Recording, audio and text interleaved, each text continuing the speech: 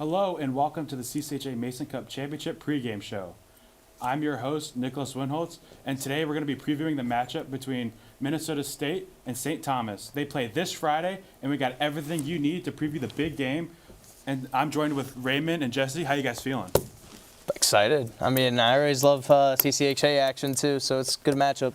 I'm just excited to be here and talk about some good hockey with you too. It's always great hockey. And first coming up, we're going to talk about and we'll review Dennis Williams' second year here at Bowling Green. This year has been full of ups and downs with the team showing a lot of improvement in key areas, but also they had a big trouble with developing the young talent that they had this year. So Coach Williams, 36 and 25 and 11 in his 2 years with Bowling Green. Now, not the first time he coached at Bowling Green.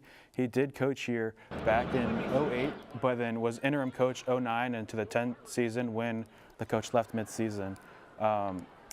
He's 18, 11, and 7 in this season alone. So what have you seen out of Coach Williams that, I don't know, you think is good? What do you think he could work up with or change a little bit? I mean, this is only his second season now. I'm still waiting for him to get cozy, especially because this is his second time around coaching the team. Yes, there were some mishaps this year, but I'm hoping going forward next year be able to recruit some young talent. I'm ready for them to go all the way next year. It'd be amazing to see, especially with third year under the belt now. Yeah, and the BG in terms of just his connections too. I remember preseason for this year, we were at one point ranked number 1 in the country in terms of just recruiting from Canadian talent, right? And while obviously we didn't see too many of those Canadian talent show up and be complete game changers for us, the new lineups have felt really refreshing this year, and I think that's kind of one of his biggest strengths is just putting together a good bench. That is true. And this year, the second year under Coach Dennis Williams, the Falcons finished 5th in the CCHA and saw their season come to an end. They went 15-7-4 in the Central Collegiate Hockey Association played. They tied with Michigan Tech in the conference at 49 points. The Falcons had a key win over Ohio State at home in front of the sold-out slate, and they defeated the Buckeyes 5-3 for the first time since 2018 and the first time at home since 2015. Bowling Green finished the regular season with a sweep of the Huskies, but due to the tiebreaker of conference wins, Michigan Tech did clinch that final spot of hosting for the playoffs. So Bowling Green did have to go back up there to Houghton, Michigan in the first round of the playoffs. Now that quarterfinal, we'll say it kind of went what I expected because, they did. It's very hard to beat a team 4 times in a row. So was I expecting the Falcons to not be as amazing as they were in that first matchup at the end of the year there? A little bit. But did I also expect them to play how they did? Not really at all. I was expecting a lot more fight. What did you guys see with the Falcons and the Huskies in that first round matchup? I mean, yeah, you kind of said a lot of it. I feel like BG's biggest struggle during those 2 games was just not coming to play physically, and just it felt like they were just worn down. Back-to-back road trips all the way from it's like a 10-hour drive even to all the way up to Houghton. Yeah. So that had to have played a factor, and our injury bug had already been hitting us all year. And for them to have to face a very physical, a very scrappy team in the Huskies back to back probably did a number on them. And not only that, it kind of just looking at the box scores, they constantly keep playing a game of catch up where you start out just really slow out the gate and you're getting scored on, and throughout the game you're trying to catch up when you're already facing a team that's building that momentum over and over again. It is really hard to overcome that, especially going into game 1 and game 2. Yeah, and I will say Bartoszewicz in that matchup, he was electric. That's probably the best goaltending I've seen all season. The Falcons had a lot of grade 8 opportunities there, and somehow it just always seemed like he was stopping the puck. Yeah, the Falcons combined for 79 shots on goal across the 2 games, compared to Michigan Tech only having around 44 or so.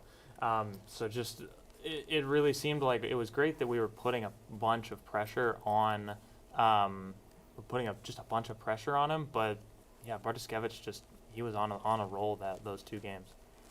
Now let's go ahead and take a look at that video from the first game here. And like we said, because of that fifth place finish, they did have to travel back up there to Houghton. I know our broadcaster here, Ben Corrick, he made that trip twice back to back. That is horrible in its own. Like, I cannot imagine traveling those 10 hours up there. But ultimately, the Falcons got swept by the Huskies, losing the first game 5-3. 3 of Michigan Tech's 5 goals came from deflected, 2 of which off of a Falcon defender, so that is always unfortunate. And then they had that empty netter there at the end. And I know there was Ben Duran had a cross-check in there in the second period that gave the Michigan Tech did capitalize on that power play. And then in game 2, what came down to as an elimination game for the Falcons, MTU struck first, 2 goals in the first period. Falcon defenseman Jackson Niedermeyer did bring the game within a goal in the third period and set up Quinn Emerson to score a few minutes later. Unfortunately, though, it was waved off for goalie interference, and I did see it. It was goalie interference. Like, that's one way you can't argue it. But Bowling Green would then score again with 30 seconds left, but they were held off by Michigan Tech, and Michigan Tech ultimately does advance to the semifinals. What did you guys see out of Bowling Green, and what do you think went well in that playoff series? Like I mentioned before, shots on goal definitely seemed to be the biggest stat to point out for Bowling Green. You know, we were getting to the offensive zone very, very cleanly, and for something that, at least at my time in the broadcast here at home, watching for BG, that is our huge sticking point across the year is just getting in the offensive zone and staying there, and just trying to hold pressure. And so I felt like we had a lot of that. We just couldn't get past, they just couldn't get past Bartoszkiewicz. And also building on to that, it's like the lack of conversion for power plays. I mean, we went, for our 3 power plays, we didn't have a single goal for each. And especially when you're playing that game of catch-up, especially when you lack scoring in the first and second period, it starts to all just crumble from there. That is always difficult, and especially how we've seen the Falcons be so good in that power play all season long. And also, little foreshadowing, we will be bringing up the things that they did struggle on, and they were always set back, like we have mentioned, their injuries and all that. So now let's go ahead and bring in Nate and Marisol to talk about what was good and bad with Bowling Green's season. Nate and Marisol, what do you think? Yeah, so there were a few things that were pretty consistent with the Falcons throughout the season. Some good and some bad. But Marisol, let's start off with the good. Thanks, Nate. Starting with the goaltenders, Bowling Green did have a good game. Most notably, Jacob Steinman and a save percentage of .92. He also had a strong win record for 8 wins in 16 games, especially for a freshman. He was already starting well. Tyler Palmer was also another strong goaltender for BG with a save rate of nearly .9 and provides above average production for the team. Yeah, and the Falcons also had a very good power play this season with above average efficiency for a total of 27 goals on 126 chances. They also had a great ability to capitalize in key moments, strong puck movement, and well-defended roles, which led into that strong stat for BG. Not everything was good for the Orange and Brown. They suffered from a lot of absences and injuries this season. For example, Gustav Sternberg was out for several games, mainly due to injury, but he also received 2 suspensions from game misconduct penalties. While these absences did lead to some development for the younger players, it also led to a lack of consistency and disrupted chemistry for the Falcons. Yes, and the team really struggled this season with staying strong into the second period, Marisol. There were times that I can remember from covering the team that they came out strong going into the first intermission. It looked like it was going to be an easy win. However, by the second period, it would seem like the team had lost their drive, and they would spend really just the third period trying to recover. So those are what the good and the bad were for the Falcons for this season. Hey, Nick, let's go back to you guys in the studio. Nate and Marisol, like we did say, though, it was very hard with those absences. And I know especially hit the defensive core very hard. Norris was out, Goose was out. You had, Higgins missed the first half of the season. I think Ben and I looked at it. Our top 6 defensemen only played together 5 times. Wow. And in those games, they went 5-0. So if you look at it, if they would have played and kept the trend going, they would have been 6-0, and we would have been in first place, 1 seed in the tournament. So it is very unfortunate. But before we go to break, there is some big news here for the Falcon defenseman Gustav Sternberg, who signed an entry-level contract with the Colorado Avalanche of the National Hockey League. Sternberg, who had another year of eligibility left here with the Falcons, will join the Colorado Eagles for the remainder of the 25-26 season. His 2-year contract with the Avalanche will start next year in the 26-27 season. Now, he did have 86 games played total. This year he had 14 goals, 23 assists, 117 block shots. You know, he was a key back there with defensive pairings. You know, he was leading the team, wearing a letter this year.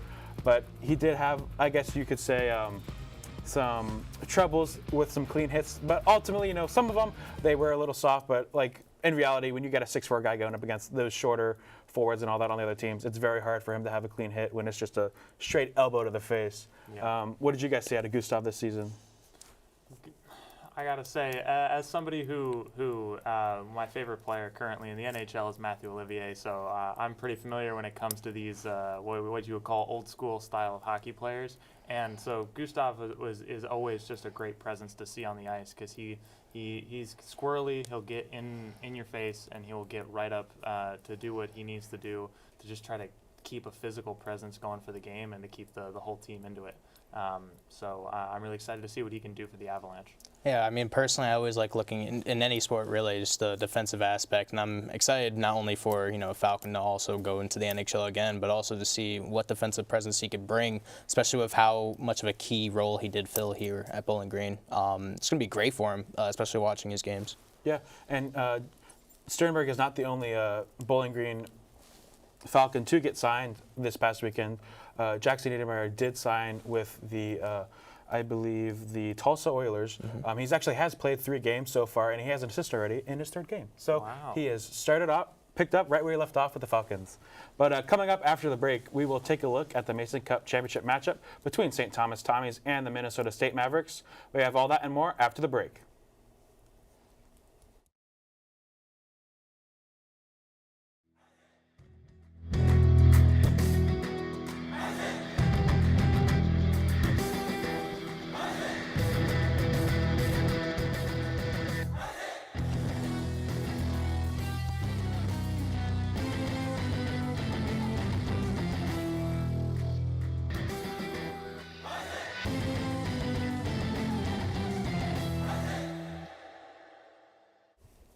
Welcome back to our pregame show. Let's take a look at how the Tommies and the Mavericks got here.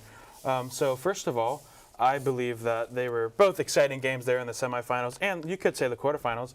But the Mavericks did end the regular season 18-9-7 overall, and in the CCHA play, they went 16-7, well, 12-6-5 in CCHA play. I did see, though, that the coach, in watching the semifinal game there, coach said that he felt like for the Mavericks, a big turning point in the regular season there was that series against Michigan Tech where they did get swept, started the calendar year off 0-3, and then proceeded to basically almost win out, only had 2 losses in like their last 10 games there. For the last 2 weeks, they were in 5th place, and somehow they made the miracle jump. Also got help from other teams to first place, ended up winning the McNaughton Cup 2 years in a row, 4 in the last 5 years. So that they're a powerhouse and continue to be a powerhouse. Mm-hmm. What have you guys seen so far from the Mavericks? The Mavericks are just a scrappy team. They will just get right up in your face, and they'll play from just about everywhere on the ice.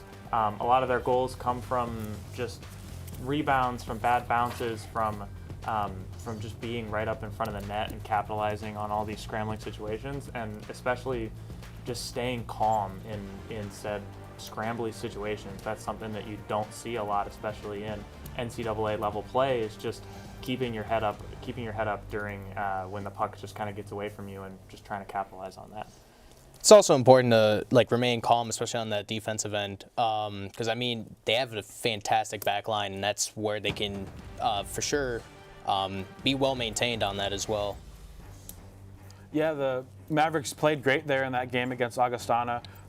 It was a lot closer than I think they wanted it, like 2-1 there, but also the Mavericks were very consistent. They were very consistent all year long. And then let's go ahead and take a look at the St. Thomas Tommies. On the other hand, whereas the Mavericks, you could say they were up and down a little bit, they were consistent all year long. They finished 18-11-5 overall, went 13-7-4 in CCHA. And then the Tommies at one point did go on an 11-game win streak between December 6th and January 31st. They were also nationally ranked all year. St. Thomas reached as high as 15 on polls. They finished the season 1-2-1, dropping from first place. And they did get that second seed in the tournament. So, is a little unfortunate there that they were in first place at one point. You end up dropping, and then that ultimately gives Minnesota State the 1 seed there. But so far hasn't really looked to bother them. They have just rolled on, done what they've done all season. What do you guys like out of the Tommies? Especially look at the semifinals, man. It was a nail biter through and through. Especially because originally it was Augustana to take the lead, but that got called back due to an offside goal. They've really maintained well. I mean, looking at the just shots on goal, I think there's only like a 3-shot on goal differential between the two. Augustana played amazing, especially like looking at the other matchup of Michigan Tech, where it didn't even show like they wanted to come up and play. They really held their own, and I mean, through all 3 periods, it was like just constant pressure going back and forth. Yeah, St. Thomas play a very coordinated game of hockey. They are almost in a similar vein as Minnesota State, but just more disciplined. They want to play a passing game. They want to work from the circles, and they're just really, really good at it. Right? They're really good at keeping their head up and keeping their head cool, kind of like Minnesota State. But they can just put pucks in places that the other team is just not prepared for. Right? Those tape-to-tape passes that'll always just screw up a goaltender or screw up a defensive line in just various different ways that just make St. Thomas a nightmare to play against. Yeah, I will say for Minnesota State, though, one player that stuck out to me is Luigi Benicasa. He's had 4 goals and assists in 4 games in the playoffs there. That is absolutely electric. And then also for St. Thomas, Van Vliet, the freshman, insane. The kid's been tearing it up. 3 goals in their 2 games so far. So that's insane. Let's go ahead and first of all, let me say this. One of my favorite segments is coming up, but we'll go ahead and tease it. Let's take a look at our trivia tease for today.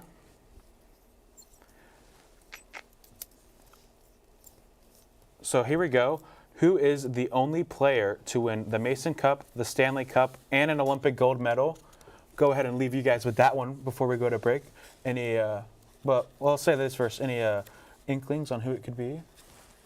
I have no clue personally. Yeah, I mean, I got a couple thoughts in mind, but I'm gonna save them for a little later. I'm gonna let them marinate a little bit. Yeah. So we'll go ahead and throw it to break. Coming up afterwards, we'll have our picks. We'll send it back to Nate and Marisol for their key.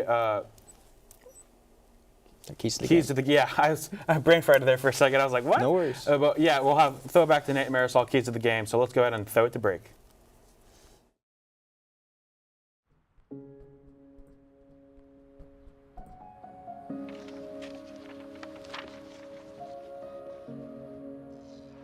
Dear moms and dads, we know it's not always been easy, and it's been a lot of hard work. What you have achieved here today is going to help us and our futures. It is why we are coming up on stage to collect your diplomas. Everything I do it for you. Mom, love you all. No, it's true. Everything I do it for you. When you graduate, they graduate. Visit finishyourdiploma.org to find free and supportive adult education centers near you. And we are back to the CCHA Mason Cup Championship pregame show. Now, let's go ahead and take a look at that bracket, an updated bracket, because our crew behind the scenes here is so awesome. Minnesota State did take on Ferris State there. Now, that is the only first quarterfinal game where they went to the 3 games. You could say it's a little embarrassing for the 1 seed. I do think that Ferris State caught them off guard there in that second game. Being able to, I believe it was a shootout winner, 1-0, was kind of insane to me. It was a great game. But, you do see Bowling Green there, unfortunately. I believe that's the 4th straight year where they have played Michigan Tech. Actually, no, 3. Next year would be 4. So they've played them 3 straight years. 2 up there, 1 here. We did win the one last year here at home. Was amazing. Electric game as always. But Augustana and Bemidji absolutely steamrolled the Beavers there. The Vikings were not messing around. And then St. Thomas, same as always, handled business there with Lake State Superior. Minnesota State, though, holy, that semifinal game there with the Huskies. Fun to watch. It was a fun watch. It was a great game to watch, and just really showcases again, like what I keep trying to point out with Minnesota State is that they will throw it on net from anywhere, and they just know it's going to get in, and it's that confidence, and it's just that keeping their head up while the puck is scrambling around that just makes them just absolutely dangerous, right? Because you could see Tech flounder in so many different locations off of a defensive breakdown. All right, so we're going to go ahead and move on here. So let's go ahead and take a look at our impact players. Raymond, who do you got for us first? Looking at the goalie side, I'm picking Alex Tracy. He's a senior for the team. So far, just this postseason, he's had 63 saves. He's had only 5 goals allowed. And he's also averaging .926 save percentage. What you want in your back line, especially like looking at this championship, it's going to be extremely beneficial to hold that back line, make sure like defense is going to win your championship here. Yeah, I mean, Alex Tracy just he's consistently been one of the best, if not the best goalie in the CCHA, ranking very highly within the NCAA overall in terms of just he's just an all-star player and just a wall between the pipes. For me, though, over on the St. Thomas side, you gotta give me Musser. Man, number 32, he has been just a consistent force for St. Thomas every single time he's made an appearance, right? For a team that already has the star power of Alex Trotter, it was their first goalie in net. He's been out on injury for most of the year. Cole Musser has had to stand up, and he has had 54 goals against and only 2.89. His goals against average only 2.89 on the whole year. Just this postseason alone, he's faced 78 shots and only allowed 6 goals in, also with a .923 save percentage. And just during these couple postseason games we've been seeing, he has had to deal with some wacky bounces. He's had to deal with some crazy set plays. Just in the Augustana game alone, with that goal being waved off, but also he's making some great post-to-post saves, just spreading out as far as he can. He's got a lot of reach, and that's a great thing you want in a high-caliber goalie. Yeah, and I know for St. Thomas, beginning of the year there was a little bit of a question, who they would put there in goal. Was it Trotter? Was it Musser? And Trotter's electric. Unfortunate that he went down there, but remember last year facing him in the playoffs, and he was just stopping everything. But let's go ahead and take at some non-goalies there, some electric players. Raymond, you got anybody for us? Yeah, again, looking at the defense side, I'm picking Evan Murr, number 10, the defenseman for the Minnesota State Mavericks. It's incredible. Like I said before, defense is going to win championships, and especially with how exciting this upcoming matchup is going to be. Just in this postseason, he's already had 1 goal, 2 assists, 16 shots on goal, and already 5 block shots. What is awesome highlighting this player is that this is now his 2nd time winning CCHA Defenseman of the Year. He is going to be a force, not only just playing on that back line again, but also helping to extend the offense, getting the puck where it needs to be on the other side of the ice. Yeah, and in a similar vein, but more in the forward category, I had to go over on the St. Thomas side. I had to go with Lucas Wallen. Van Vliet has been amazing, but Wallen is my guy. He's played every game for St. Thomas in the postseason. He is the reigning CCHA Defensive Forward of the Year. Honestly and truthfully, I'm watching video of this guy play, and everything about him screams a top 5 to a top 3 defenseman in Evan Murr's category. And then you see him take a face-off, and he's winning. He's averaging over 50% on his face-off wins. He's got 9 shots for 2 goals and 1 assist on this postseason so far, and he's just an absolute force to be reckoned with. I think he's definitely going to be a player to focus on in this upcoming championship match. And face-offs are going to be extremely important, especially looking at our 2 impacts for this. It's going to be a matter of who's going to win it, who's going to win those face-off more often. That's what's going to come down to, especially with trying to come ahead, winning the championship here.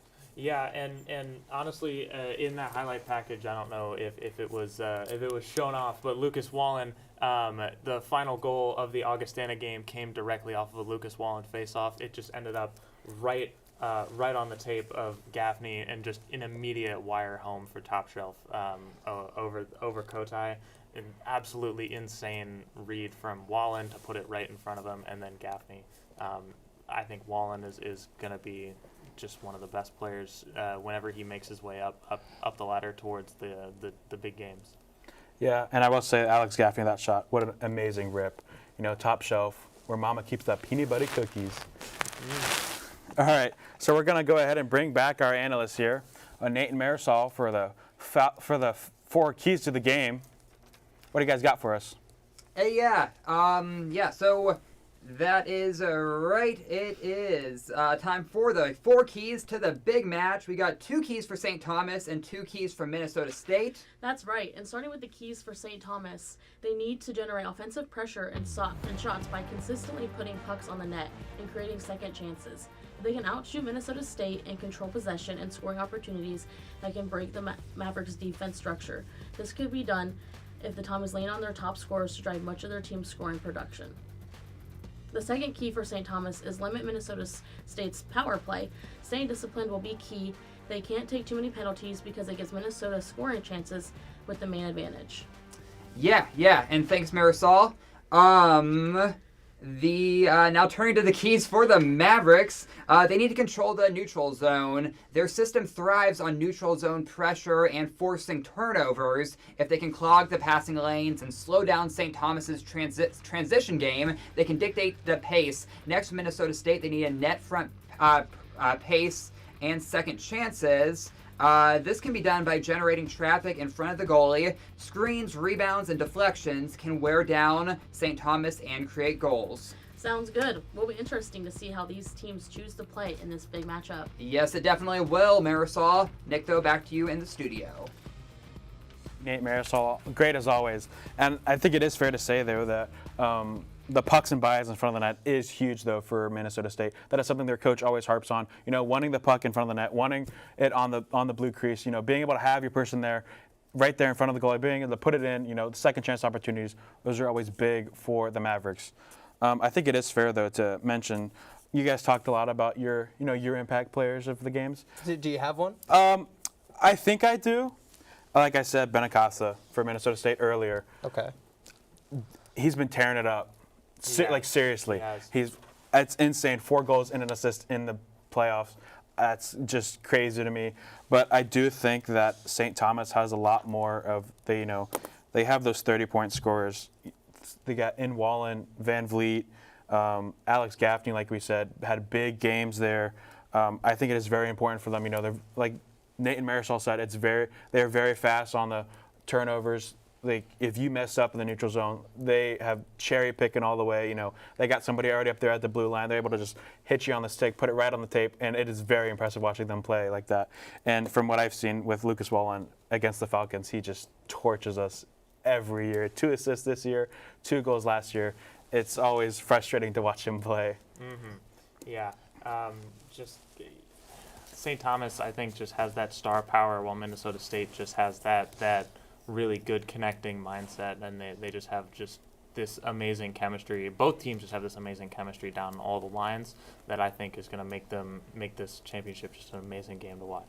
Yeah, I think it is important, though, to note that this is St. Thomas's last year in the CCHA before they make that jump up to the NCHC. So it is almost like a farewell tour kind of a thing for the rest of the CCHA. And personally, I think it would kind of spoil it if they win it and then just leave. Mm-hmm. I like Minnesota State to win it, so then it is able to stay in the conference and all that. But it is, I think it is crazy, though. That is a exact matchup from last year's championship game. Same building, bunch of the same players. I think it'll be a very good matchup that we have coming this Friday. So we're going to go ahead and throw our trivia tees back up. I do have a hint for you guys this time. So we'll go ahead and read it off again. Who is the only player to win the Mason Cup, the Stanley Cup, and the Olympic gold? I might add that he did win the Stanley Cup not only as a player, but also as a GM. I believe he won it with the Colorado Avalanche, but then as a GM, won it with the LA Kings. I'll even throw you this one in. He was a Falcon when he won it, the Mason Cup, and was on Team Canada Okay. All right. You You've know, narrowed my Puck. list. Go You've ahead. narrowed my list down a lot, but I'm not too sure. I think we're gonna need a little bit of a break for me to really kind of go down my list. So we're going to go ahead and throw it to a break, and we'll be back here with our picks, not only for the CCHA championship, but all the championships happening this weekend. So we'll see you after the break. For decades, I've taught you everything I know.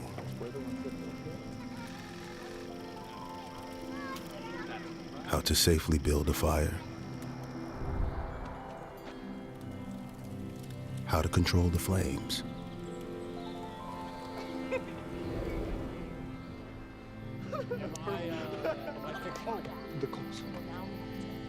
What to do with hot coals.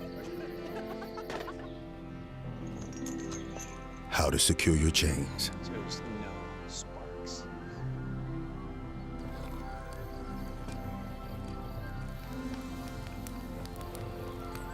But I can only teach wildfire prevention. Only you can prevent wildfires.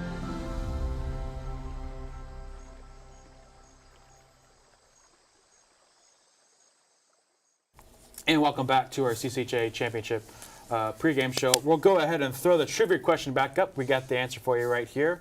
So who is the only player to win a Mason Cup, Stanley Cup, and an Olympic gold?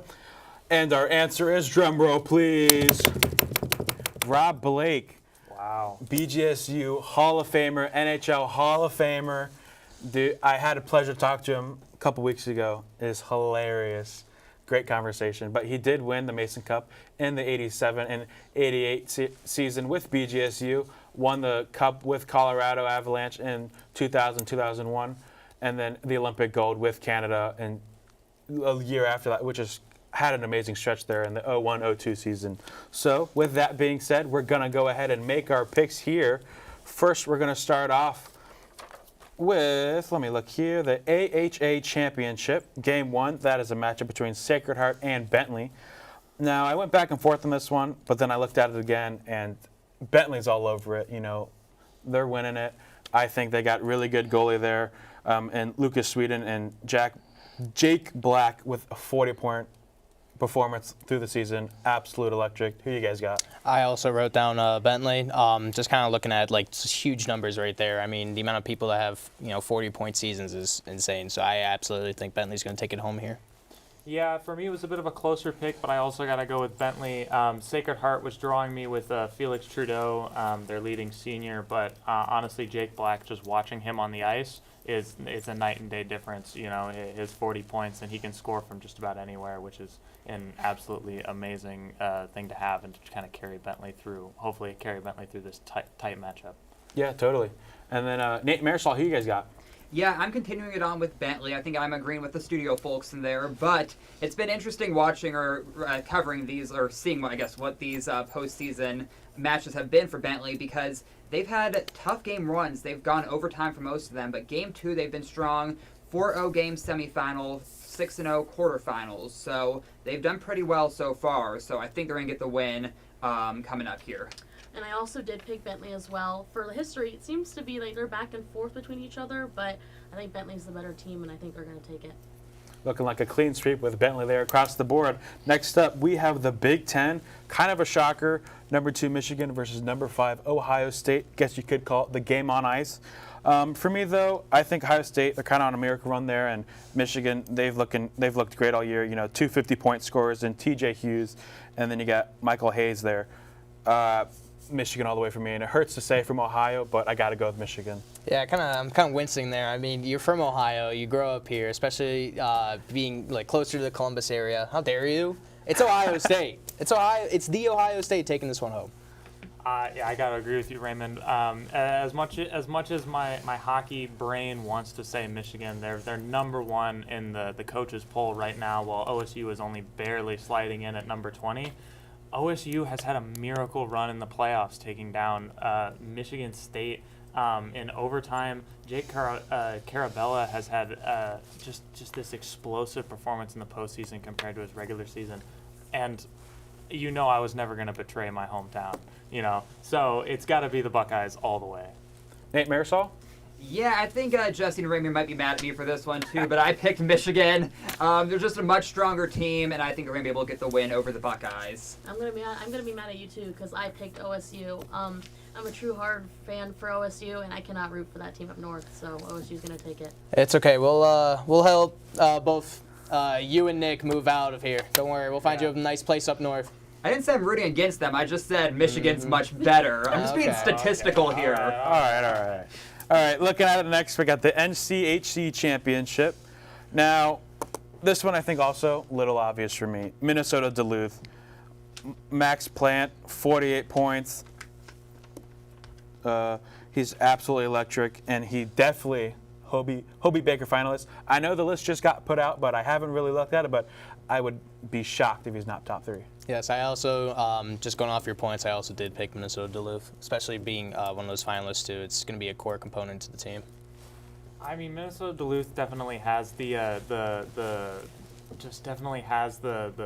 pedigree, but I gotta go with Denver, man. They took down the defending NCAA championships in Western Michigan.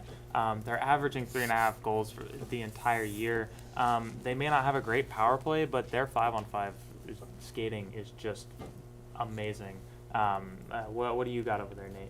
Yeah, and I gotta go with Nick and Raymond on this one. Minnesota Duluth was my pick. They've been pretty strong here in the playoffs, and I think they're gonna be able to get the championship.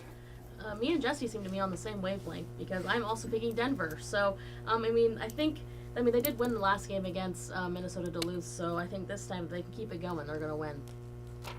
Now, Nate, I'm liking who you're picking over there. You know, we're 3 for 3 now. Let's see if we can keep it going. Now, here's the big game we've been waiting for. You know, CCHA, waiting for it all season long. Kind of upset the Falcons aren't it, but that's all right. We'll get them next year. So here we are, St. Thomas versus Minnesota State. Now, last year, Minnesota State got the edge. The Mavericks beat the Tommies. I think this year it'll be more or less still close and everything, all that, but I think that, you know, the speed and the be able to break ways and the offensive turnovers that the St. Thomas Tommies have been able to pull all season, I think it's too much. Minnesota, I don't think they've played the best in the tournament. They've always, those couple series they've come out slow on the offensive struggles. Even in that 7-2 win there, they were very slow in the first period, you know. It was almost like the end of the first and the second and the start of the first period is when they kind of woke up there. I think St. Thomas is just too fast, and I think they'll take it home this year. See, I'm kind of going the opposite approach here. I think they have really good momentum building up, especially after that blowout against Augustana. Yeah. I personally think Minnesota State's going to go back-to-back here. As much as I've been hyping up St. Thomas this whole show, I gotta go with Minnesota State. As much as St. Thomas is a stat stuffer, and like I said, they can connect from anywhere, Minnesota State just have that really just down to earth hockey mentality that's gonna just steamroll them through St. Thomas, I think. Yeah, Nick, I'm sorry. I got to break with you on this one. I'm sorry. Minnesota State, just a slightly better team ranked-wise. But I really think another part is with St. Thomas leaving the CCHA, I think, Minnesota State going into next season with a championship under their belt will be a little bit of a plus for them. So I'm going with Minnesota State. Nick, don't worry. I got you. I picked St. Thomas. So, I mean, I think if they can keep the momentum, I think they're going to win this game. So let's hope. Now, if you are hockey fans at home, you may notice that we did not mention two of the conferences. The ECAC and Hockey East have yet to play their semifinal games. They are due to play them this Friday, and then their conferences will be on the Saturday with everybody else's. So, sorry we can't give you those picks now, but let's go ahead and take a look at the rules for the Frozen Four big tournament, the NCAA tournament, the one that everybody wants to get into. So let's go ahead and take a look at that. Yeah, so with 16 players coming into the 16 slots for the NCAA tournament every year, the 6 conferences get an automatic bid, but then you've still got 10 slots to prove yourself to that selection committee. And then going in right after that is just the 6 teams that win their championships are automatic bids into this, and then the 10 selection are based on where they're placed in their rankings. now, I listed a couple teams here, that might be gunning for those 10 selection spots, and I would be surprised if if all 5 of these make it, I wouldn't be shocked. You know, I got Michigan State here, North Dakota, Western Michigan, Quinnipiac, and Penn State. Gavin McKenna, electric all season. That outdoor game there at Beaver Stadium, amazing.